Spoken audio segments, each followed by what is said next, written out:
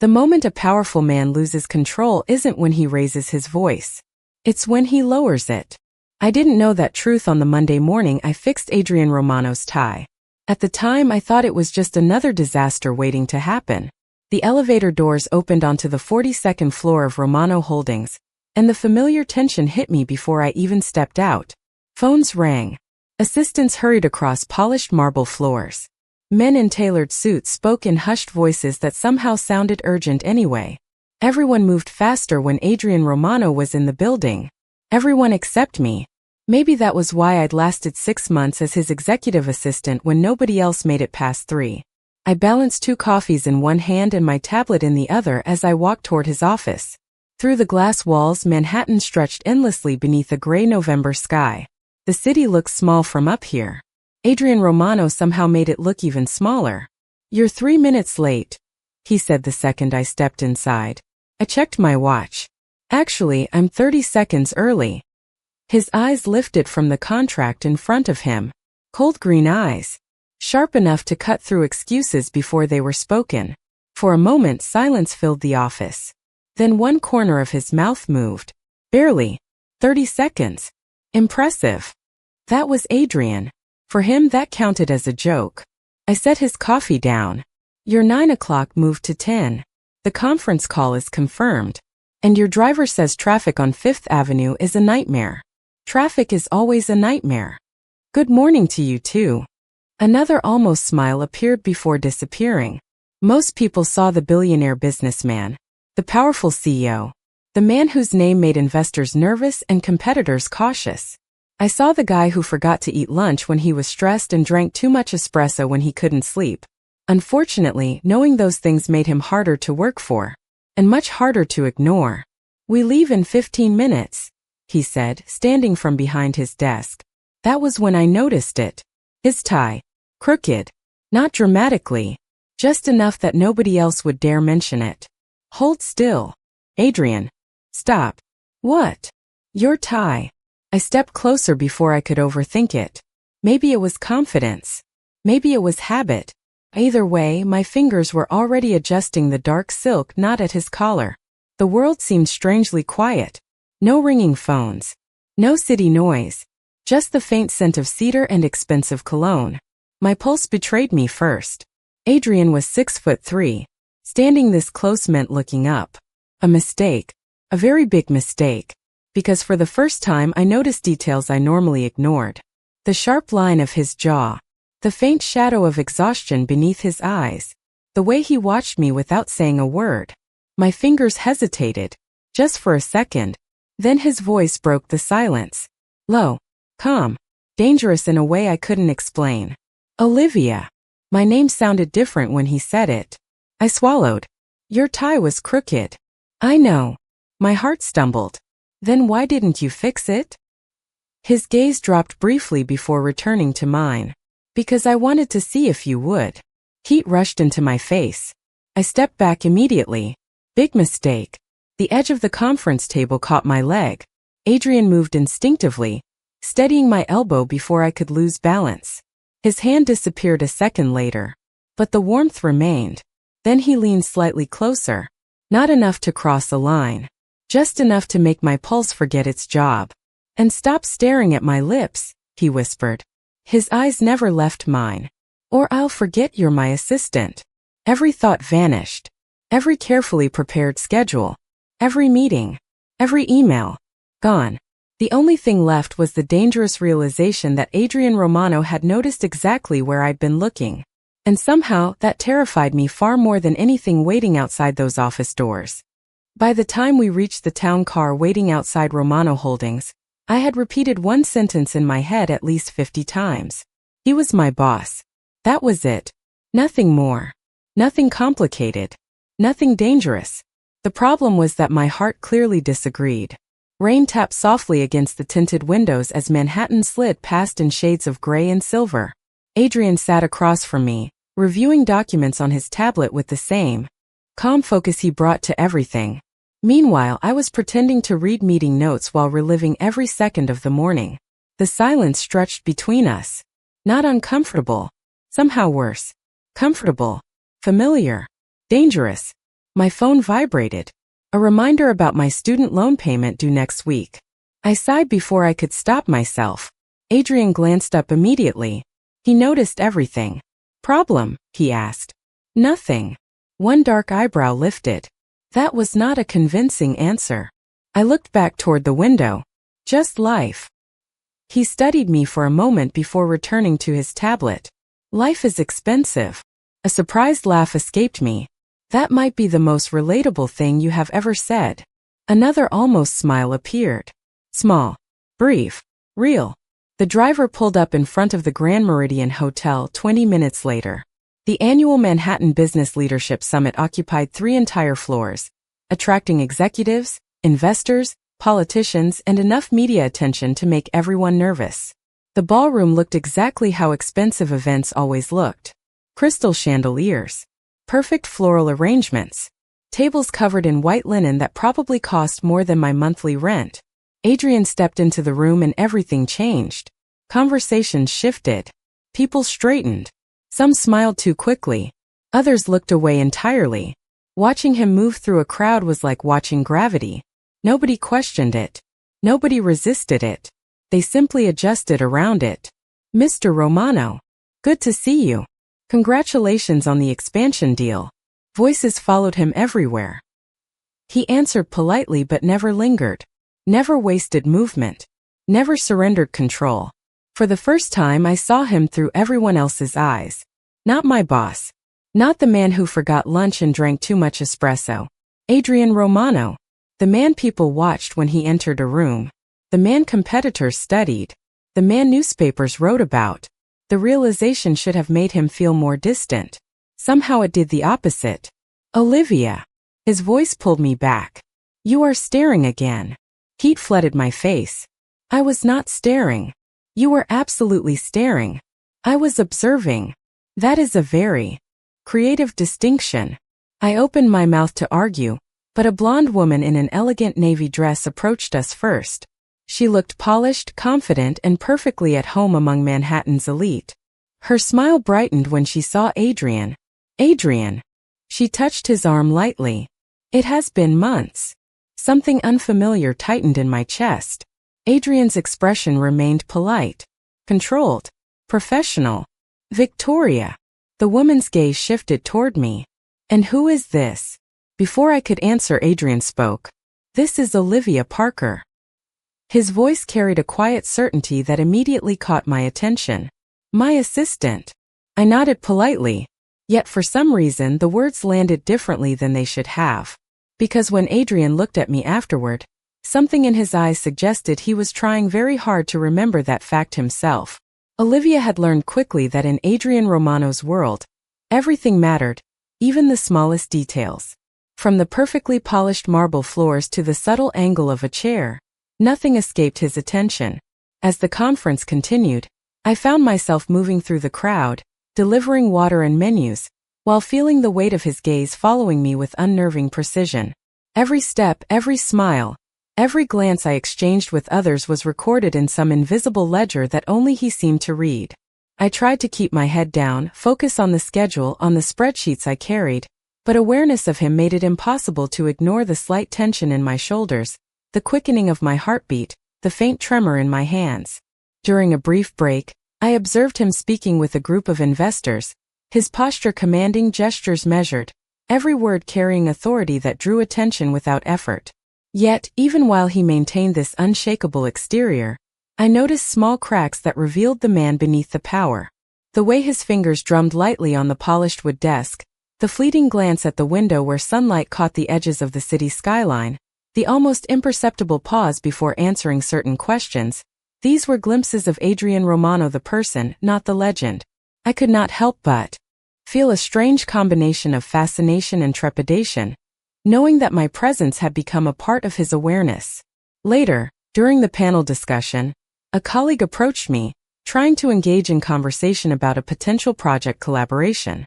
I nodded politely, offering what I hoped was a professional smile, but every word seemed to be measured against Adrian's watchful eyes. A subtle tension grew between the two of us, unspoken, a push and pull that neither of us acknowledged aloud, but which threaded through every interaction. When a sudden change in the schedule required me to accompany him to a smaller meeting room, the air shifted palpably. He held the door open, eyes scanning my form as I stepped past, and I caught a fleeting expression, something between surprise and deliberate assessment, that made me acutely aware of our shared space. My mind raced to keep track of the agenda, the documents, the timings, yet each time I adjusted a folder, he observed with an intensity that left no room for distraction. As we sat, I realized that every pause, every moment of silence, was weighted with expectation. He spoke sparingly, issuing precise directives, his tone controlled yet carrying subtle inflections that hinted at the importance of adherence. I followed his instructions meticulously, noting the way his green eyes occasionally lifted to measure my focus, my understanding, my composure. Even mundane interactions, arranging chairs, distributing materials, confirming presentation slides, became charged with a silent electricity, a magnetic tension that neither of us addressed verbally but which neither could ignore. Time seemed to stretch unnaturally. Minutes felt like hours as we moved through the meeting, the world outside forgotten in favor of the controlled, measured rhythm of his presence. Each glance, each adjustment, each instruction layered on the complexity of our unspoken dynamic, leaving me acutely aware that the most powerful man in Manhattan had chosen to notice me. And with that attention came an undeniable sense that our professional relationship was shifting, evolving into something far more intricate than either of us could yet articulate. By the time the meeting concluded, I was exhausted yet hyper-aware, every nerve ending alert to the subtleties of his behavior. Adrian Romano had entered the room as a figure of command and influence, but when he turned his attention toward me, the sharpness of his presence became a private force, an unspoken dialogue that set the stage for the tension and complexity of every interaction yet to come. The summit finally ended just after 6 o'clock, and I felt like I had lived 3 separate days inside a single afternoon. My feet ached. My inbox had somehow multiplied. And Adrian Romano looked exactly the same as he had that morning, perfectly composed, perfectly controlled, as if exhaustion simply did not apply to him. We stepped into the private elevator reserved for executive guests. The doors closed with a soft chime, shutting out the noise of the hotel. Silence settled around us. Not awkward silence. Dangerous silence. The kind that gave thoughts too much room to grow. I focused on my tablet. The tablet focused right back. Neither of us spoke until Adrian suddenly asked, "What was his name?" I looked up. Whose name? The man from the networking session. Confusion crossed my face. Then realization hit. Ethan. Adrian's jaw tightened almost imperceptibly. So you remember his name? A laugh escaped before I could stop it. He introduced himself 3 times. That seems excessive. He was being friendly. Adrian stared at the illuminated floor numbers above the door. Friendly is often misunderstood. I should have dropped the conversation there. Instead, curiosity won. Do you dislike him? His eyes shifted toward me. I do not know him well enough to dislike him. That is a very executive answer. It is also the truth. The elevator reached the parking level. The doors opened. Yet Adrian remained still for a second longer, studying me with that same unreadable expression that always made me feel like I had missed part of an important conversation. The ride back to Manhattan was quiet. Outside, city lights reflected across rain-slick streets. Inside, Adrian reviewed reports while I finalized tomorrow's schedule. Everything should have felt normal again. It did not, because I had started noticing things. Small things. Strange things. Earlier that afternoon, a server had offered me sparkling water before I asked. The exact brand I preferred. During the panel discussion, an extra charger had somehow appeared beside my seat when my phone battery dropped below 10%.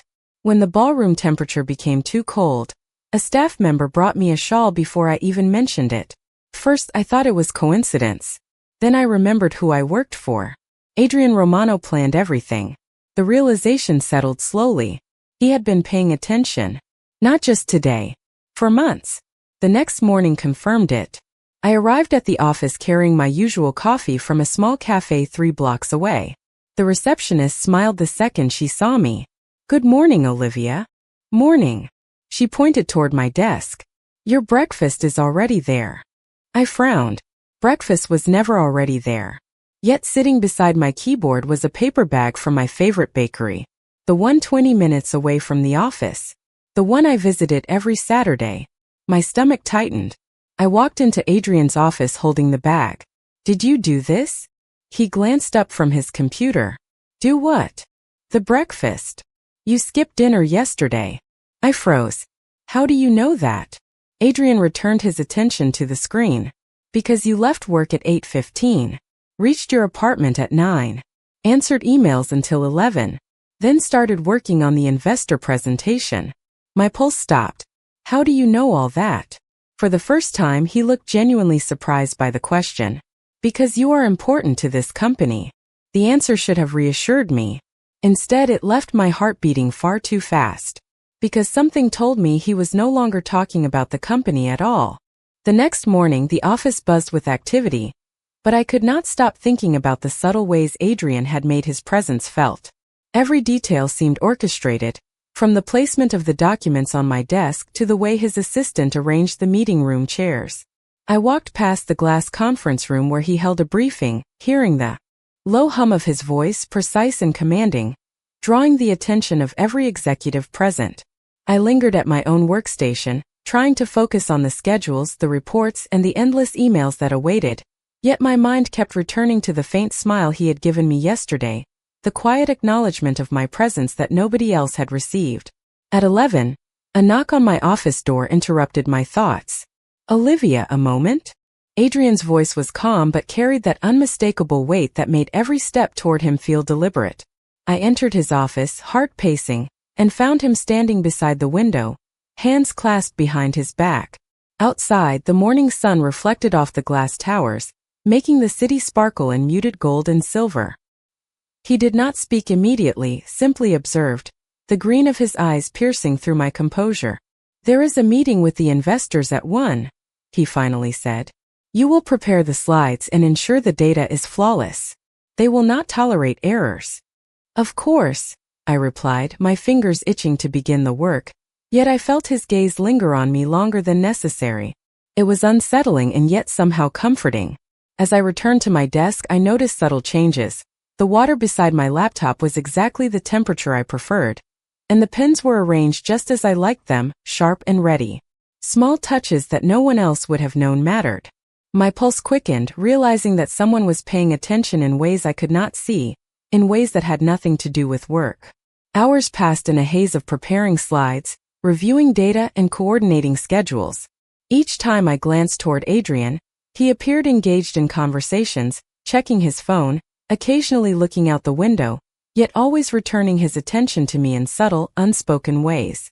During the lunch break, I stepped out for a quick coffee, only to find Adrian waiting at the corner of the lobby. He did not speak immediately. Instead, he held the door open, gesturing me through with a slight nod. The simplest of actions weighted with meaning.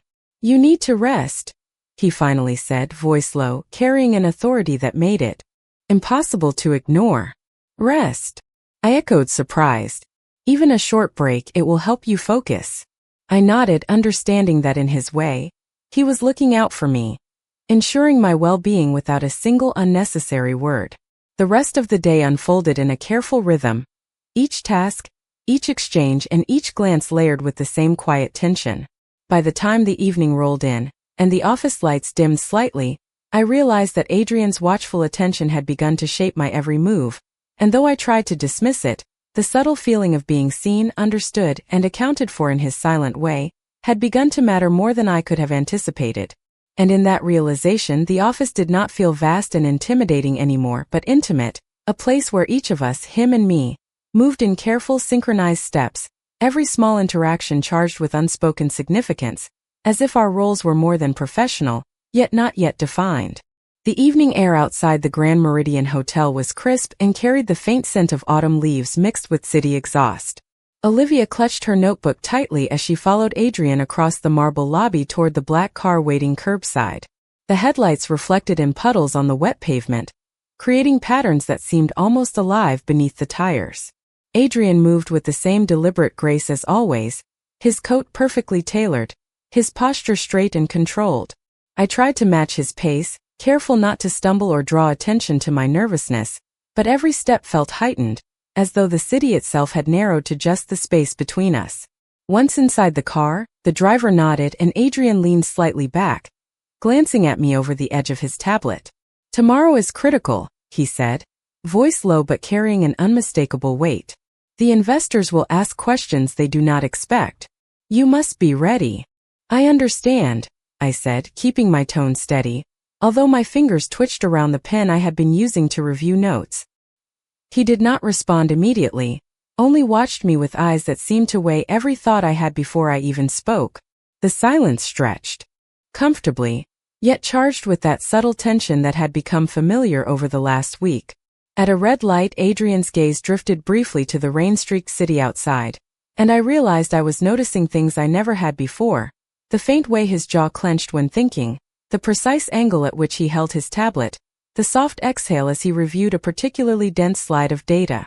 "Do you ever wonder why the city never stops?" I asked, almost unintentionally, my voice breaking the rhythm of his focus. He tilted his head slightly, not looking at me but acknowledging the question. "The city moves whether we watch or not. Our job is to stay ahead of it." I nodded, taking in his words. They were simple, yet felt like a directive that applied to more than just business. Every detail mattered, and I realized for the first time how much he must notice in the people around him, especially those he trusted to be close. We reached the office, and Adrian dismissed the driver with a nod. The lobby was nearly empty now, quiet except for the echo of our footsteps against polished stone. He led me to the elevator in silence, and when the doors closed, he finally spoke, softer this time. "There is a dinner tonight with potential partners. You will attend, observe, and take notes." Discreetly. "Of course," I said. His eyes met mine, green and sharp, lingering long enough to make the word discreet take on a heavier weight. The ride to the top floor felt elongated, each passing second filled with unspoken awareness, every movement and glance measured. When the doors opened, the dining room was set for precision and elegance. Silverware aligned, crystal glasses catching the dimmed light, and staff moving with quiet efficiency. Adrian walked ahead, and I followed, noting how he navigated the space, subtly guiding the seating arrangement, speaking in low tones that carried authority without commanding attention. I felt the familiar mix of awe and anxiety settle into my chest. As he paused beside the head table, he gestured for me to take notes.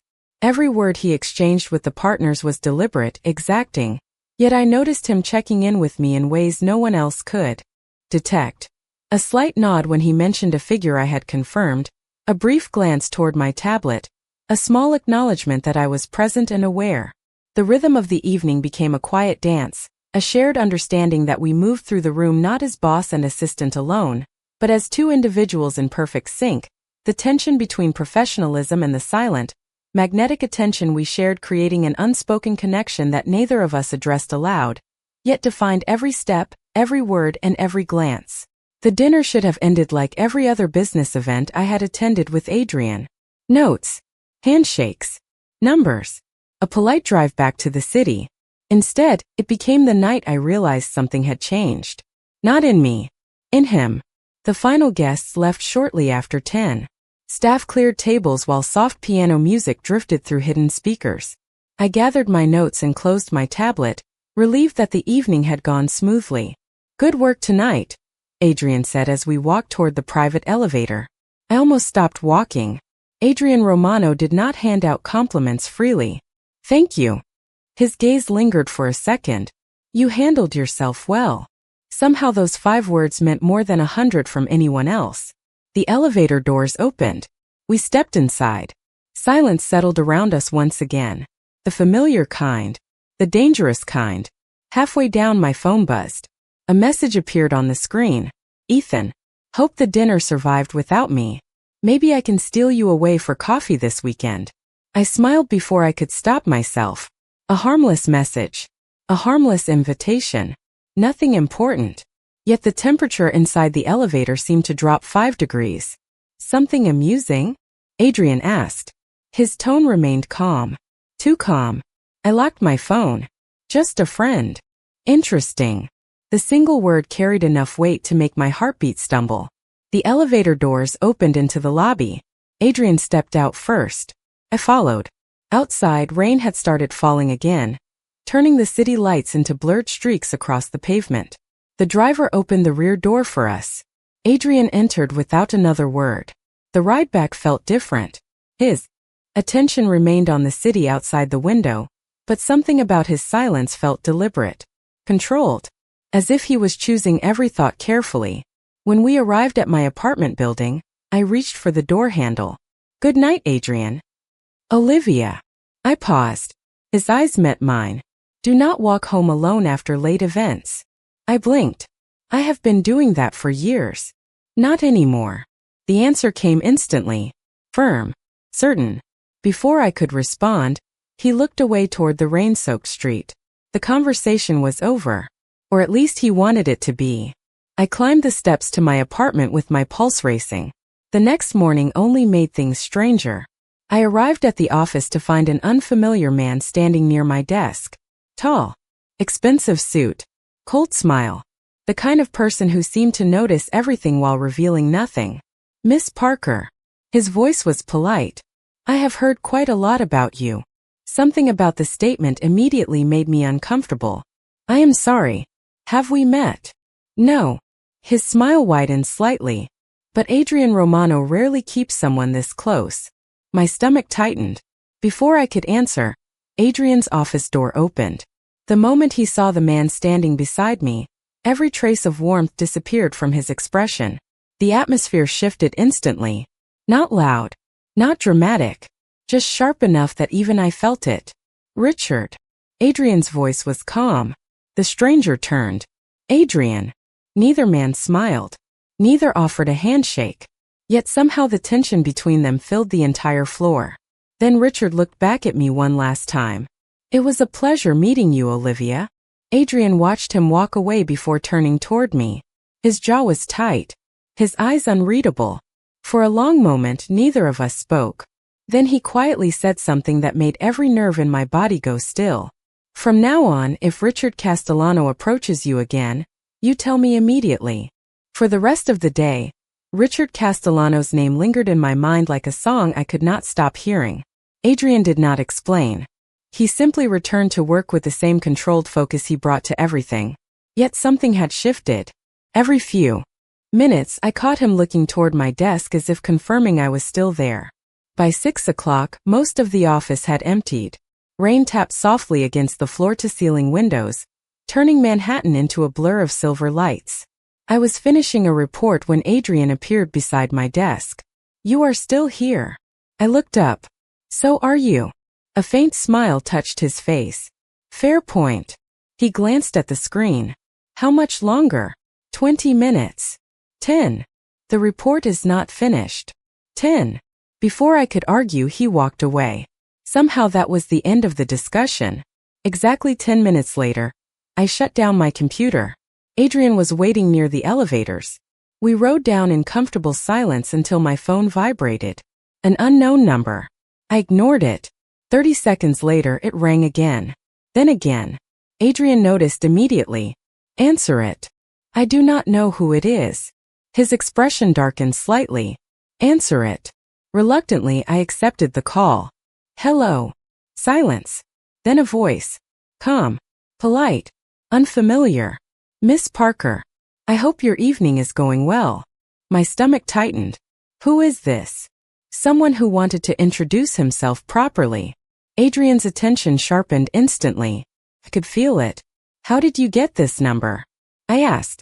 The caller laughed softly. "That is not the important question." The line disconnected. The elevator suddenly felt much smaller. Adrian held out his hand. "Give me the phone." I handed it over without hesitation. His jaw tightened as he studied the screen. "Go home." "Adrian." "Go home, Olivia." The calmness in his voice worried me more than anger would have. Outside, the rain had intensified. The city streets shimmered beneath neon reflections and passing headlights. Adrian personally walked me to my building. That had never happened before. We stood beneath the awning while rain fell around us in steady sheets. For a moment, neither of us spoke. Then I finally asked the question that had been building all day. "Who is Richard Castellano?" Adrian stared across the street. Someone who enjoys turning people into leverage. A chill moved through me. And me. His eyes found mine immediately. You are not leverage. The answer came. Too fast. Too certain. My heartbeat stumbled. Then why would he call me? Adrian looked away again. The city lights reflected across the rain in his eyes. For the first time since I had known him, he seemed tired. Not physically. Emotionally. Like a man carrying something heavy for too long. Because he knows where my attention is. The words barely rose above a whisper. Forgot how to breathe. Adrian Romano rarely revealed anything. Yet standing there beneath the rain-soaked glow of Manhattan, he had just told me more than he probably intended. Neither of us moved. Neither of us looked away. Then he quietly said the one thing that changed everything. Olivia, if I ever ask you to trust me without explanation, will you do it? Standing on the rooftop terrace of the Romano Holdings Tower, the city sprawled below like a glittering labyrinth of streets, lights, and lives I could never fully know. Adrian leaned against the railing beside me, his posture relaxed yet impossibly composed, eyes tracing the distant horizon while I clutched my notebook and coffee cup with unnecessary tightness. The wind tugged at my hair, carrying the faint scent of the river and rain-slick streets below, and I realized how much I had come to notice the details around him, the subtle movements, the way he breathed, the pauses that marked his thoughts. Olivia, he said, breaking the silence, voice low but deliberate. Do you trust me? I swallowed, my fingers tightening around the cup. Yes. It was the truth, though admitting it out loud made me feel more exposed than I had anticipated. He turned fully toward me, green eyes locking on mine, sharp and unwavering, and for a moment the world outside this terrace ceased to exist. Good, he said. Because there will be times when you do not have all the information. Times when you will need to act, decide, and rely on instinct. Your instincts have proven accurate so far. Do not doubt them and do not doubt me. The words were simple, yet carried an authority that made my pulse stutter. I nodded, trying to steady my thoughts, though each word seemed to embed itself deep into my consciousness. I will not, I whispered.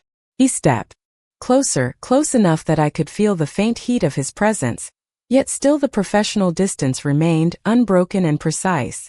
Remember, he continued, your role is more than just tasks and schedules. It is observation, judgment, and preparation. You are mine in that context and I am yours. In the way that matters. My chest tightened at the phrasing, the deliberate weight of those words.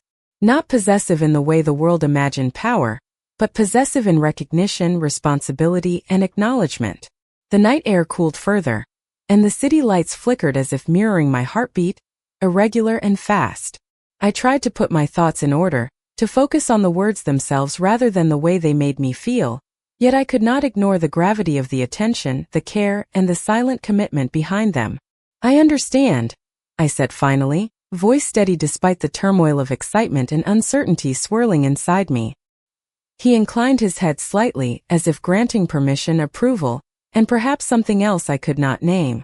Then he straightened, gazed out toward the skyline, and without another word, the moment shifted. The tension remained, a quiet promise suspended between us, unspoken but undeniable. The city continued below us, full of movement and lives indifferent to the significance of the space we now shared. Adrian Romano glanced at me once more, eyes softening just slightly, and I understood with perfect clarity that the unspoken had been communicated. We were no longer merely boss and assistant. Something irrevocable had been established, a recognition of reliance, of presence, and of an unshakable connection. And as the wind carried the distant sounds of the city upward, I realized that for the first time, I belonged somewhere that was not only safe but entirely his domain to share with me, even as I remained entirely myself. The moment stretched, silent and complete, and the understanding between us needed no further words, because Adrian Romano had made it unmistakably clear. I was never just his assistant.